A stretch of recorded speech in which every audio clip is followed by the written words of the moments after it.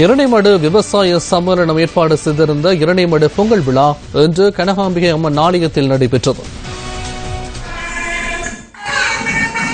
இரணைமடு குளத்தின் 96ஆம் ஆண்டு பூர்த்தியை முன்னிட்டு 96 பானைகளில் பொங்கல் வைக்கப்பட்டமை குறிப்பிடத்தக்கது. இந்நிகழ்வில் தமிழர் விடுதலை கூட்டணியின் செயலாளர் நாயகம் வி ஆனந்த சங்கரி, வடமாகாண சபை உறுப்பினர் சு பசுபதி பிள்ளை மற்றும் விவசாயிகள் என பலரும் கலந்து கொண்டிருந்தனர்.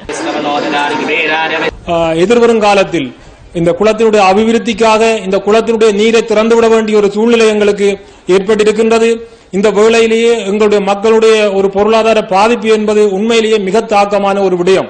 இதை நாங்கள் எவ்வாறு தாங்கிக் கொள்ளப் போகிறோம் என்கின்றதை நாங்கள் எண்ணுகின்ற பொழுது நாங்கள் எல்லாம் கடனாளிகளாகவும் சொத்துக்களை இழந்தவர்களாகவும் இருக்கின்ற வேளையிலே இந்த குளத்து நீரை நாங்கள் திறந்துவிட முடிவெடுத்திருக்கின்றோம்.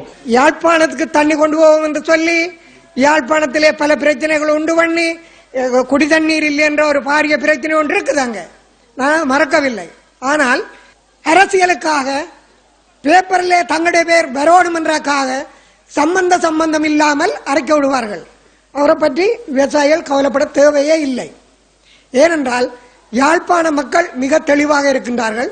இரணைமடு மக்கள் யாரு? இரணைமடுவிலே இருக்கின்ற விவசாய பெருமக்களின் சகோதரர்கள் அண்ணன் தம்பி மாமன் வச்சான் தான் யாழ்ப்பாணத்தில் இருக்கிறார்கள். வடமாகாணத்துக்கு கிளிநொச்சி மாவட்டத்தையும் யாழ் மாவட்டத்தையும் மோத விட்டு வேடிக்கை பார்க்கிறார்கள் சிலர். தண்ணி தர மாட்டோம் என்று சொல்ற அளவுக்கு கிளிநொச்சி மக்கள் பண்பு செய்யார்கள் இல்ல.